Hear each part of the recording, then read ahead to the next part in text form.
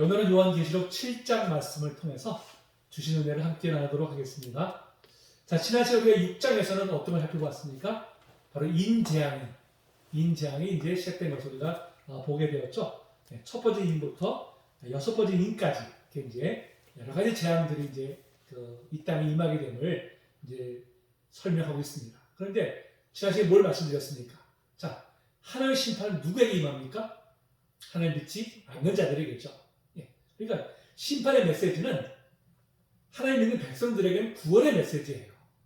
하나님 믿지 않는 자들에게는 심판의 메시지지만 곧 그것은 우리에게 있어서 하나님 믿는 우리에게 있어서는 바로 구원의 메시지라고 하는 것입니다. 이때 우리가 요한계시록에 나타나는 온갖 재앙의 메시지를 볼 때 두려운 마음으로 보는 것이 아니라 소망의 메시지로 봐야 되죠. 구원을 구원하시겠다는 바로 그 소망의 메시지, 하나님의 구원이 갖고 왔다는 그 메시지를 우리가 받아들여야 되는 것이죠. 그런 면에서는 우리가 요한계시록 대할 때 두려워할 이유가 하나도 없다는 것입니다. 두려워하는 건 뭐예요? 우리가 하나님의 심판에서 제외되었음을 믿지 않는 것이죠. 그러니까 우리가 두려운 마음을 갖는 것이죠. 우리가 못 봐도 이 요한계시록 강의를 통해서 그동안 우리가 잘못된 가지고 있었던 관점을 우리에게 바꾸는 바로 이제 그런 계기가 되기를 소망합니다. 자, 이제 6장 17절에 보니까요. 그들의 진노의 큰 날이 이르렀으니 누가 너희 서리요 그랬어요. 자, 하나님 무서운 진노의 심판이 이 땅에 임하는데 도대체 그러면 이 진노의 심판에서 누가 여기서 구원받을 수 있느냐? 바로 이제 그 부르짖음이죠. 자, 거기에 대한 해답이 뭐예요? 바로 7장입니다. 그래서 7장이 끝나면 바로 또 7번째 인재앙이 나와요. 그래서 이 7장 가리켜서 삽입절이다 이렇게 봅니다. 삽입절. 그 인재앙 속에 삽입해서 놓은 것인데 무엇보다도 6장 17절에 누가 능히 서리요 하는 그 질문에 대한 해답으로 바로 오늘 7장 말씀을 준 것입니다. 자, 볼까요? 자, 2일 후에라는 것은 이제 꼭 뭐 시간적인 순서를 말하는 것은 아닙니다. 이제 그 질문에 대한 답을 주겠다는 이제 말씀이죠. 자, 보니까 네 천사가 땅 네 모퉁이에 선 것을 보니 그랬어요. 자, 성경에 사는 거예요, 사는. 우주를 가리킨다 그랬습니다. 우주. 그렇죠? 동서남북이잖아요. 동서남북 네 귀퉁이. 바로 이제 온 땅을 말하는 것이죠. 온 땅을. 자, 네 천사가 섰어요. 왜 섰겠어요? 심판하기 위해서. 그렇죠? 자, 그런데 땅의 사방의 바람을 붙잡아 그랬어요. 땅의 사방의 바람이라는 것은 뭐예요? 땅을 향해서 부는 바람이에요. 이것은 곧 뭡니까? 하나님의 심판의 도구죠.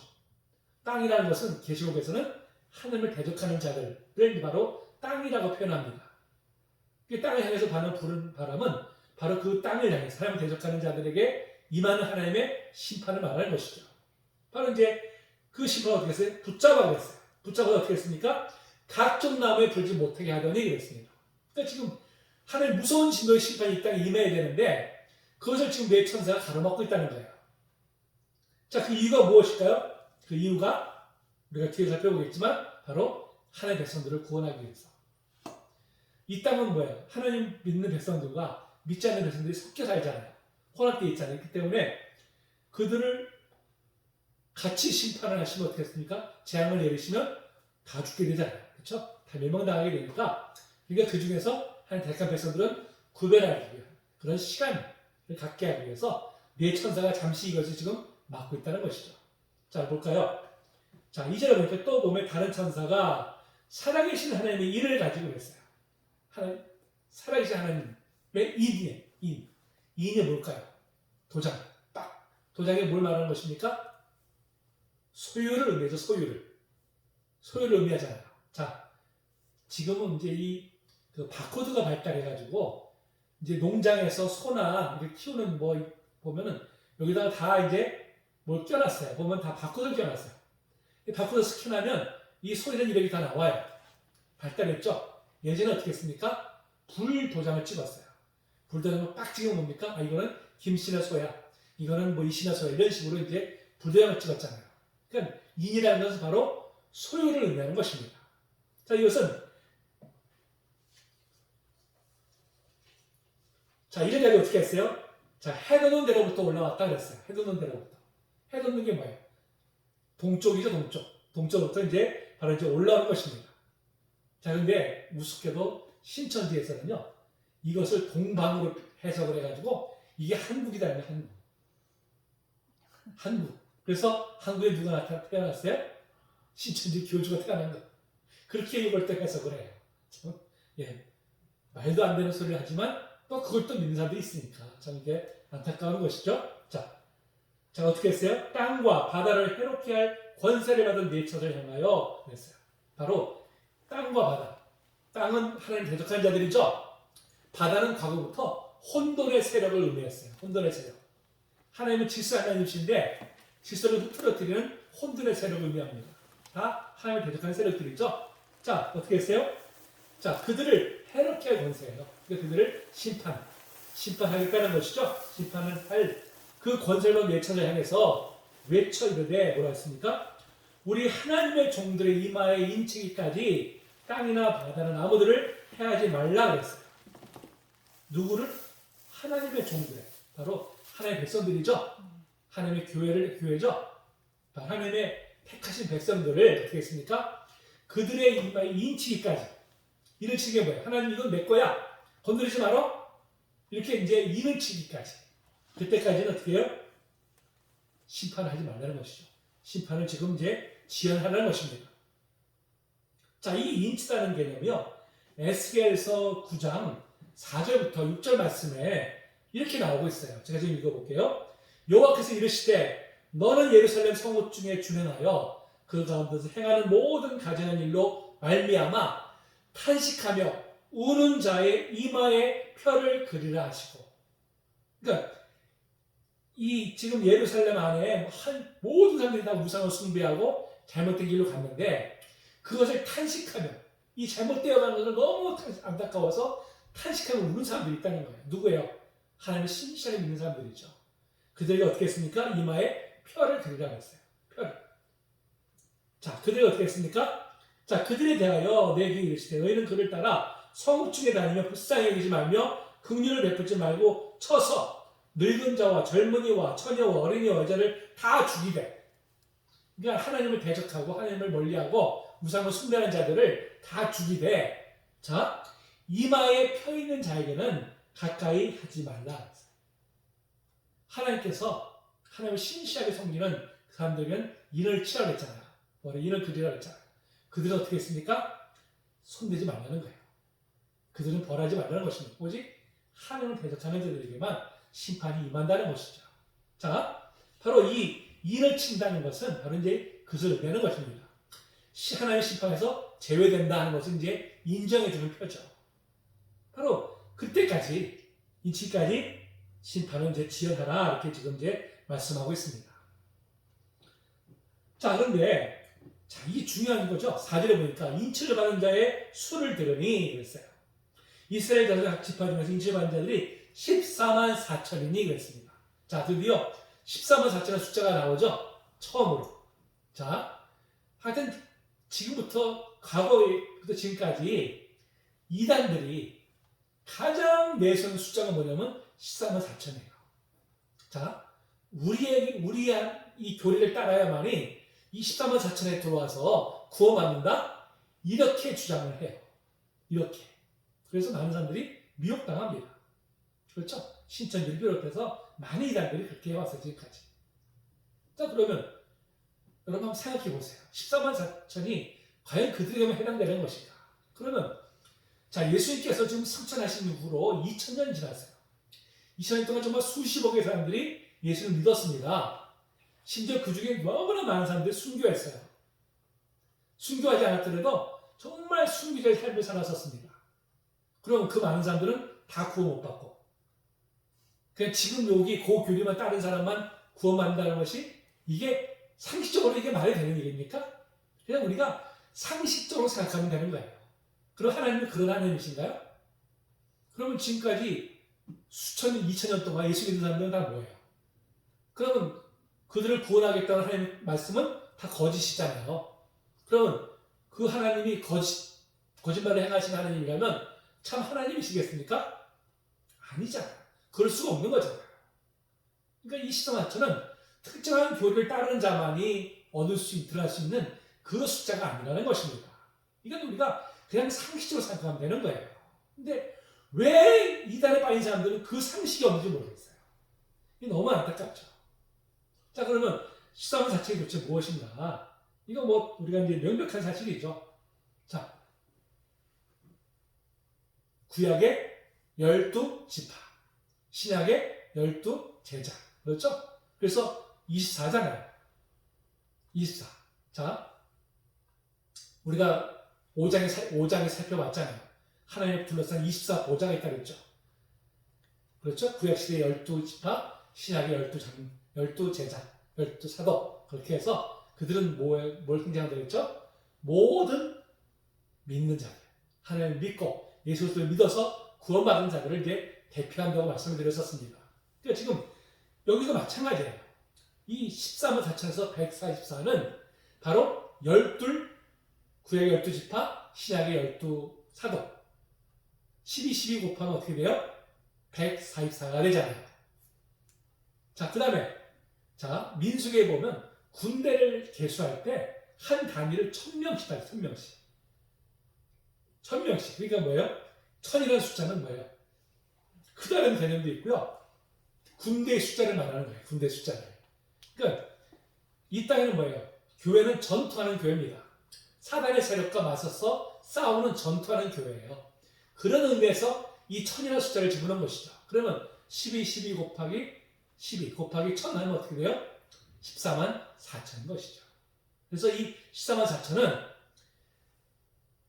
구약시대에 하나님을 신실하게 믿은 사람들 모두, 또 신약시대에 예수 그리스도를 믿고 구원받은 모든 백성들, 바로 그 모든 숫자를 가리키는 것입니다. 그걸 가리키는 것이지 특정한 지파만, 특정한 교리만 따르는 사람들만 구원받는 숫자는 아니라는 거예요. 그래서 신천지가 처음에는 14만 4천을 주장했었어요. 그 14만 4천이 찾잖아요. 다 차니까 또 말을 또 바꿨어요. 살짝 그걸 또 살짝 바꿔가지고 또 다른 말로 교묘하게 이거를 또 다른 교리를 또 설파하고 있어요. 지금. 그 사람들은 근데 거의 그냥 믿어요. 그냥 믿어요. 그걸. 참 안타깝죠. 그것이. 자, 5절부터 자 8절까지 보니까요. 지파의 이름이 나옵니다. 지파의 이름이. 근데요. 이 지파가 정확하게 이스라엘의 12지파를 가리키는 것이 아니라는 것입니다. 그러면서 상징적인 의미지 이게 정말 이스라엘 12지파만 구원받는다는 개념이 아님을 알 수 있어요. 자, 볼까요? 자, 이 12지파 중에요. 단 지파가 없어요. 단 지파가 들어가 있지 않아요. 그렇죠? 그러면 어떻게 12지파가 될까요? 자, 보니까 자, 6절에 보니까요. 므낫세 지파가 있어요. 므낫세가 누구예요? 요셉의 아들이잖아요. 요셉의 아들이 므낫세와 에브라임이었잖아요. 그런데 에브라임 이름은 또 없어요. 므낫세가 있고 그 다음에 누가 있어요? 그 다음에 요셉 지파가 몇 자에 있을까요? 왜 금방 눈이 안 보이죠?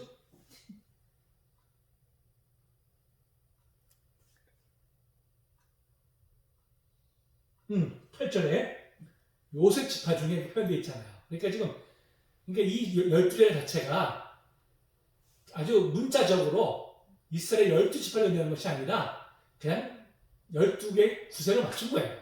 그러니까 구약시대 모든 백성, 구원받은 백성들 이걸 가르치는 것이지 이걸 꼭 그냥 왜 단지파를 빠졌을까?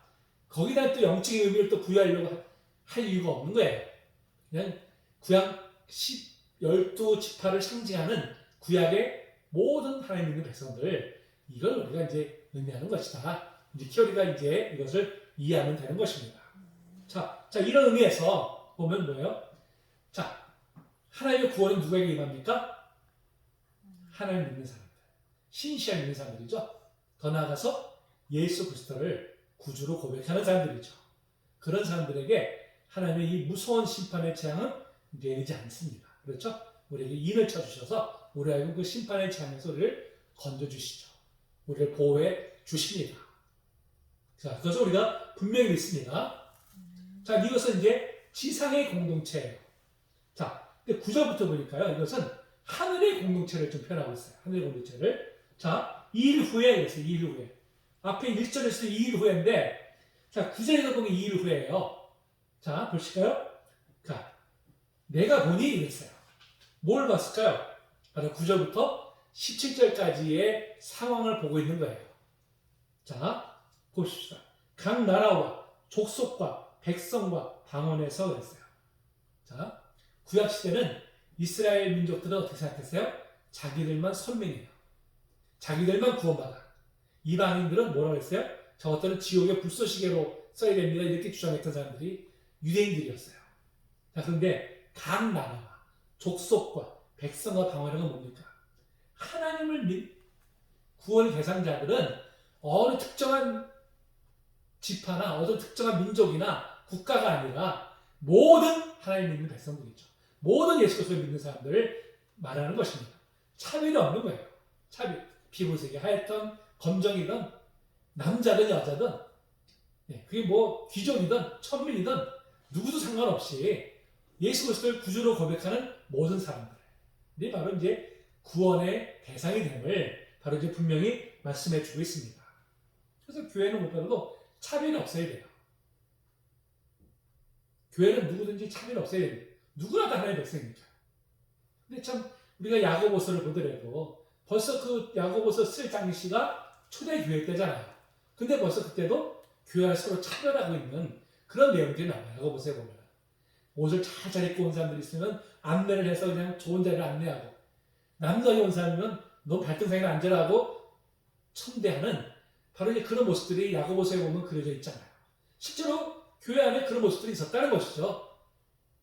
그러니까 우리가 하나님 믿는다고 하면서, 우리가 예수 그리스도를 믿는다고 하면서도 참 그렇게 세상적인 그런 모습을 우리가 벗어버리지 못하는, 참 이게 안타까운 모습인 것이죠. 자, 우리는 그런 의미에서 교회는 그 누구도 어떤 겉으로 보여지는 모습이나 어떤 그 가지고 있는 것들을 가지고 우리가 차별해서는 안 되는, 모두가 다 하나님 앞에 구원받는 백성임을 우리 이제 분명히 우리가 고백해야 됩니다. 자, 그래서 뭐라고 했습니까? 아무도 능히 셀 수 없는 큰 무리가 나와요. 그렇죠? 자, 이것이 바로 앞에 14만 4천이 그냥 문자적인 14만 4천이 아니라는 것을 분명하게 증거하고 있잖아요. 그렇죠? 아무도 셀 수 없는 큰 무리라고 했잖아요. 자, 그랬더니 신천지에서 뭐라고 주장하는지 아십니까? 처음에 13만 4천이 안 됐을 때는 13만 4천이 찰 때까지 우리한테 구원이 있다고 얘기했는데 13만 4천이 딱 넘으니까 뭐라고 했는지 아세요? 이제는 자기들은 13만 4천은 왕 같은 제자로서 다스리는 위치고, 이 큰 무리, 아무튼 큰 무리들을 자기들이 다스리게 만든다, 이렇게 또 주장을 해요. 지금은 이제 말을 바꿔가지고 이런 식으로. 기가 막히죠? 자, 그러면 아무도 능히 셀 수 없는 큰 무리라는 것은 또 뭘 의미할까요? 바로 창세기 13장과 15장에서 아브라함이 하셨던 약속이 있잖아요. 어떤 약속 하셨죠? 자, 13장 10절 보니까 하나님께서 아브라함이 이렇게 말씀하셨어요. 내가 네 자손이 땅의 티끌 같게 하리니, 사람이 땅의 티끌을 능히 셀 수 있을지인데 네 자손도 세리라 했어요. 또 15장 5절 보니까 그를 이끌고 밖으로 나가 이르시되 하늘을 우러러 묵별을 셀 수 있나 보라. 또 그에게 이르시되 네 자손이 이와 같으리라 했습니다. 하나님께서 아브라함에게 어떤 약속을 주셨어요? 자손이 정말 셀 수 없는 그의 큰 무리가 될 것이라는 것을 약속하셨잖아요. 그 약속이 어떻게 성취되었어요? 바로 신약 시대에 예수 그리스도를 통해서 바로 이 약속이 성취된 것이죠. 아무도 할 수 없는 큰 무리라는 것은 하나님의 약속이 바로 성취되었음을 선포하는 바로 이제 그러한 말씀이 되는 것입니다. 자, 하나님은 아브라함이 봤을 때는 아브라함이 평생 딸랑 약속의 자손 이삭 하나였었어요. 오직 하나. 아니, 하나님 뭐 셀 수 없는 큰 물을 주시다고 하더니, 그래 이거 딸 하나 주시고서는 아니 어떻게 하나 약속이 이루어지겠다고 하십니까? 하나님 이루셨잖아요. 그렇죠? 하나님의 약속은 때때로 우리 대에 안 이루어질 수도 있어요. 우리 대. 하지만 분명히 우리 다음 때, 그 다음 때 언젠가는 하나님의 약속은 분명히 이루어집니다. 우리 그것을 분명히 믿습니다. 자, 큰 무리가 나와서 어떻게 했어요? 흰 옷을 입고 그랬어요. 흰 옷을 입고. 자, 흰 옷이라는 것은 뭘 의미합니까? 흰 옷을. 희다는 건 뭐예요? 순결함을 의미해요. 순결함을. 순결함을 의미하죠. 근데 예전에는요, 이 고대 사회에서는 어떤 전쟁에서 승리를 하잖아요. 그럼 축하를 할 때 흰옷을 입고 나왔었어요. 흰옷을 입고 나와서 그 축제에 참여를 했었습니다. 그런 의미에서 흰옷은 승리를 의미하는 거예요. 그러니까 지금 이 땅에서 늘 영적인 전쟁을 하고 있잖아요. 사단과. 그렇죠? 사단의 세력들과 우리가 전쟁하는데 그 사단의 세력에 끝까지 굴복하지 않고 끝내 싸워 승리하는. 바로 이제 그 승리한 사람들이 바로 이렇게 하늘에서 하나님의 공동체를 이룬다는 것을 이제 여기서 바로 보여주고 있죠. 승리의 상징이다. 이것을 이제 이렇게 말씀드릴 수 있습니다. 그러면서 손에 종려가지를 들고 그랬어요. 종려가지를 들고. 자, 종려가지 언제 흔들었습니까? 예수께서 입성하실 때 종려나무 가지 흔들었잖아요. 이 종려나무 가지는 왜 흔들냐면요. 예전에 이제 그 마카비라는 BC 2세기 때 그때 이제 그 셀리큐스 왕조에 의해서 예루살렘 성전이 더럽혀졌어요. 이제 그들이 여기다가 제우스 신상을 세우고 그다음에 돼지 피를 막 뿌리고 이렇게 성전을 더럽혔었습니다. 그래가지고 그걸 격분한 유대인들이 들고 일어났어요. 그래서 뭐 죽을 무릅쓰고 이제 항거를 합니다. 그래서 결국은 그들을 쫓아내버려요. 쫓아내고 성전을 깨끗하게 합니다. 정결케하죠. 그게 바로 수전절이에요. 수전절. 요한복음에 나오잖아요. 수전절이 바로 이제 성전을 회복했다 하는 것을 이제 기념하기 위해서 지키는 절기입니다. 근데 이때 바로 종려나무가 잠들어서 흔들었어요. 종려나무가 바로 뭐 이게 승리를 상징한 거, 승리를 상징한 것이죠. 그러니까 지금 흰옷도 승리의 상징이고요. 종려나무 가지를 흔드는 것도 바로 승리를 상징하는 것입니다. 그런 의미에서 뭐예요? 우리가 사탄과 싸워서 승리하는 바로 이제 그런 공동체다. 이것을 이제 알 수가 있죠. 자, 그들이 어떻게 했어요? 보좌 앞과 어린 양 앞에 서서 그랬어요. 보좌, 하나님 보좌잖아요. 어린 양 앞에. 이것은 다 지금 하나님은 어디 계세요? 하늘에 계시잖아요. 그러니까 그래서 9절 이하는 바로 하늘의 공동체임을 이제 보여주고 있는 것이죠. 하늘의 공동체임을. 자, 어떻게 10절 보니까 구원하심이 보좌에 앉으신 우리 하나님과 어린 양에게 있도다 하니 그랬습니다.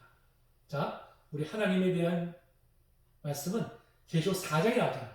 4장에 보면 하나님께서 보좌에 앉으셔가지고 온 우주를 다스리신 것을 이제 보여주고 있잖아요. 또 5장에서는 바로 예수 그리스도께서 바로 이제 승리하셨음을 보여주고 있습니다. 그래서 바로 그것을 지금 이제 말하는 것이죠. 구원하심은 누구에게 있어요? 하나님과 그리스도에게 있다 하는 것을 이제 고백하고 있는 것이죠. 자, 그랬더니 모든 천사가 보좌와 장로들과 네 생물의 주위에 서 있다가 보좌 앞에 엎드려 얼굴 대고 하나님께 경배하여 왔습니다. 바로 4장과 5장에서 경배하는 모습을 저기서 다시 한번 이제 그려주고 있죠. 그래서 아멘. 찬송과 영광과 지혜와 감사와 존귀와 권능과 힘이 우리 하나님께 세세토록 있을지어다. 아멘. 할렐루야. 예, 찬양합니다. 13절에 보니까 장로장 하나 응답하여 나에게 이르되 이 흰옷 입은 자들이 누구며 또 어디서 왔느냐 그랬어요. 장로가 몰라서 물어봤을까요? 수사학적인 질문이에요. 당연한 답변을 나올 거라는 것을 예상하면서 한 질문입니다. 당연한 것인지. 저는 14절에 보니까 내가 말하기를 내 주여 당신이 아시니이다 그랬어요. 자, 지금 주님이란 주라는 표현은 누구에게만 해요? 하나님과 예수님에게만 하잖아요. 그런데 지금 사도 요한이 그 장로에게 지금 얘기하고 있어요. 내 주라고 표현하고 있어요. 이거 뭐 잘못된 건가? 그게 아니라 바로 장로가 전하고자 하는 메시지 자체가 그 권위를 인정하는 표현이에요. 장로가 전하려고 하는 그 메시지가 누구의 메시지입니까? 하나님의 메시지잖아요. 하나님의 메시지를 전하는 사람이기 때문에 내 주여라고 이렇게 이렇게 고백을 하는 것입니다. 마치 장로를 예수님으로 고백한 것이 아니다는 것을 이제 분명히 알아야 되죠. 자, 그때 이 장로가 뭐라고 합니까? 이는 큰 환난에서 나오는 자들이다 이렇게 말씀하고 있어요. 큰 환난에서. 자, 큰 환난에서 나오는 건 뭐예요? 큰 환난이 언제를 말하는 것입니까? 종말의 때만 의미할까요? 아닙니다. 예수님의 초림과 재림 사이에 나타나는 모든 환난들을 말하는 거예요. 그렇죠? 우리가 이 땅에 살아가면서 우리는 늘 어떻게 했습니까? 환난 가운데 있어요. 그렇잖아요? 늘 고난 가운데 있습니다. 늘 어려운 가운데 있어요. 특별히 하나님을 신실하게 믿는 사람들일수록 더 큰 환난이 겪게 되어 있습니다. 우리가 세상과 적당히 타협하면 우리가 뭐 시달릴 이유가 없잖아요. 이유가 없지만 믿음을 지키려다 보니까 우리가 하나님 뜻대로 살려다 보니까 세상과 우리가 부딪히잖아요. 그 부딪히면 당연히 겪는 어려움들이 있습니다. 당연히.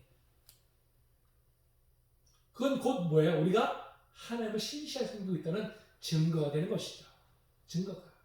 바로 이 큰 환난은 꼭 뭐 마지막 때에만 되는 것이 아니라 바로 초림과 재림 사이에 뭐 일어나는 모든 어려움들, 모든 환난들을 바로 이제 가리키는 것이죠. 근데 거기서 어떻게 했습니까? 거기서 나오는 자들인데 그랬어요. 나오는 자들이 뭐야? 궁극적으로 그 환난에서 건짐을 받는다는 것이죠. 건짐을. 그렇죠? 하나님은 우리를 지금도 여전히 우리를 어떻게 했어요? 피할 길을 열어주시잖아요. 피할 길을. 열어주실 뿐만 아니라 궁극적으로는 우리가 이 땅에 겪는 모든 환난에서 우리를 건져주십니다. 우리를 참 평안으로 우리를 인도해 주실 줄 우리 분명히 믿습니다. 자, 그런데 그런 은혜를 받는 사람이 누구예요? 어린 양의 피에 그 옷을 씻어 희게 하였느니라 했습니다. 그렇죠? 바로 어린 양이신 바로 예수 그리스도의 보혈의 능력으로 말미암아 구원받는 사람들이 바로 이러한 은혜를 받게 된다는 것입니다. 우리의 구원은 누구를 말미암습니까? 오직 예수 그리스도로 말미암아 우리는 구원을 받게 됩니다. 예수께서 나를 위해서 내 죄를 대속하기 위해서 십자가에 죽으셨음을 믿고 그리고 그분이 다시 부활하심을 통해서 우리의 영생을 주신다는 것을 믿는 자들에게 바로 이 큰 환난에서 벗어나는 건져를 받는 그 은혜가 임하게 될 줄로 믿습니다. 자, 이제 15절 보니까 이 15절 17절까지는 바로 14절을 설명하는 거예요. 14절을 볼까요? 그러므로 그랬어요. 그러므로 결과죠. 결과 어떨까요? 그들이 하나님의 보좌 앞에 있고 그래서 첫째가 자, 이렇게 예수 그리스도의 보혈의 공로로 말미암아 구원을 받는 사람들이 첫 번째는 하나님의 보좌 앞에 있는 거예요. 임마누엘. 하나님 우리와 항상 함께 하시는데 이제는 우리가 하나님 앞에 항상 있게 되는 것입니다. 하나님 앞에 항상 있다는 건 뭘 의미하는 거예요? 하나님의 관계가 회복되었다는 것이죠. 이제는 원수됐던 관계였는데 이제 하나님과 온전히 관계가 회복되었음을 의미하는 것입니다. 두 번째 뭘까요? 그의 성전에서 밤낮 하나님을 섬김에 그랬어요. 여기서 섬긴다는 것은 바로 예배한다는 뜻입니다. 예배를 드린다. 그러니까 밤낮 항상 이제는 하나님을 예배하는 자리에 이제 가 있는 것이죠. 영원토록 우리는 예배하는 삶을 우리가 살게 될 것입니다. 자, 그 다음에 어떻게 했어요? 보좌에 앉으신 이가 그들 위해 장막을 치시니 그랬습니다. 장막을 치신다는 게 뭐예요? 자, 회막, 성막, 이게 다 뭐예요? 장막이에요. 자, 성막을 뭘 의미한다 그랬어요? 하나님이 임재하시는 거예요. 임재하시는 거예요. 그렇죠? 임재하시는 거예요. 그거 바로 하나님의 보호하에 있는 것이죠. 보호하에 있는 것이죠. 그러니까 자, 하나님께서 우리를 끝까지 우리를 보호해 주신다 하는 것을 이제 의미하는 것입니다. 그랬더니 16절 보니까 그들이 다시는 줄이지도 아니하며 목마르지도 아니하고 해나 아무 뜨거운 기운에 상하지도 아니하리니 그랬어요. 그렇죠? 네. 이건 이제 이사야 49장 10절 말씀을 인용한 말씀입니다. 그들이 줄이거나 목마르지 아니할 것이며 가위와 볕이 글러 상하지 아니하리니 이는 그들을 긍휼히 여기는 이가 그들을 이끌되 샘물 근원으로 인도할 것입니다. 그랬습니다. 하나님께서 그들을 보호하시고 광야 같은 인생길에서 그들을 끝까지 보호하신다는 것이죠. 그래서 샘물 근원으로 마르지 않는 샘물 근원으로 우리를 인도하신다고 말씀하셨죠. 우리 그렇게 이제 인도하신다는 것입니다. 마지막 10절 볼까요? 이는 보좌 가운데 계시는 어린 양이 그랬어요. 그들의 목자가 되사 생명수 샘으로 인도하시고 그랬어요. 샘이 뭐예요? 영원한 생명이죠. 영원한 생명. 영원한 생명으로 우리를 인도하신다는 것입니다. 그래서 다시는 목마름이 없죠? 다시 목마르잖아요. 완전한 만족감이 있는 바로 이제 그것이 바로 우리 예수님의 품 안이죠. 예수님 안에 있을 때 우리가 이런 만족감을 누리는 것입니다. 뿐만 아니라 하나님께서 그들의 눈에서 모든 눈물을 씻어 주실 것입니다. 아멘. 자, 그 이사야서 25장 8절 말씀을 인용한 거예요. 자, 사망을 영원히 멸하실 것이라 주 여호와께서 모든 얼굴에서 눈물을 씻기시며 자기 백성의 수치를 온 천하에서 제하시리라 여호와께서 이같이 말씀하셨느니라. 아멘. 하나님께서 사망을 완전히 영원히 멸하신다고 했어요. 사망이 멸한다는 건 우리가 영원히 산다는 것이죠.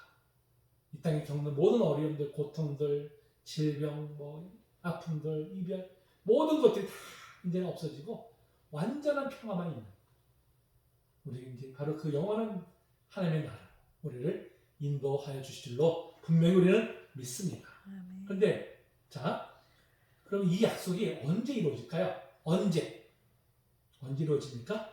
자, 이것은 우리가 죽어서나 아니면 예수님 재림하신 후에나 누리는 것이 아닙니다. 자, 요한복음 5장 24절에 뭐라고 말씀하고 있어요? 믿는 자는 영생을 얻었고 그랬어요. 얻었고. 자, 6장 47절에서도 믿는 자는 영생을 가졌나니 그랬습니다.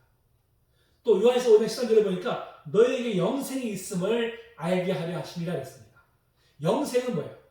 죽어 천국 가는 게 영생이 아니라 지금 내가 하나님과 온전한 관계에 들어가는 것. 바로 그것이 영생이라는 거예요. 그것이 바로 그런 면에서 우리는 지금 여기에서 영생을 누리고 있는 줄로 믿습니다. 여러분 우리 안에 뭐가 있어요? 기쁨이 있습니다. 평안이 있어요. 세상이 정말 줄 수 없는 기쁨과 평안이 우리 안에 있습니다. 어디서 왔어요? 하나님의 관계가 회복되었기 때문에. 하나님의 관계가 회복되는 것이야말로 그것이 바로 영생입니다. 그렇죠? 그 영원한 생명의 근원 되신 하나님께서 나와 이제 하나가 되셨기 때문에 그 생명이 우리 안에 들어왔잖아요. 우리는 지금 그 생명을 소유한 자들입니다. 그런 면에서 우리가 어떻게 해요? 영생이 이미 우리는 가진 거예요. 꼭 죽어서 천국 가는 게 영생이 아니라 우리는 지금부터 누리고 있는 것이죠. 이 은혜가 다 누구에게 임했습니까? 바로 예수 그리스도를 믿는 사람들에게. 이 은혜가 임한 줄로 분명히 믿습니다. 우리가 그런 은혜를 누리고 있다면 여러분 그에 합당한 삶을 살아야 되죠. 정말 세상에 감당할 수 없는, 세상이 우리를 어찌할 수 없는 여러분 그런 믿음 우리가 나아가야 되지 않겠습니까? 세상에 좀 푹 불었다고 해서 금방 또 우리가 낙심하고 금방 또 우리가 좌절하고 이런 것이 아니라 그래 바람아 불어라 태풍아 불어라 나는 주님이 나와 함께 하신다. 우리가 그런 믿음으로 그 환경을 극복하고 이런 것이야말로 우리가 영생을 소유한 사람이 나타내야 될 삶의 모습인 줄로 믿습니다. 이 믿음에까지 나아가는 우리 모두가 되기를 주님의 이름으로 축복합니다.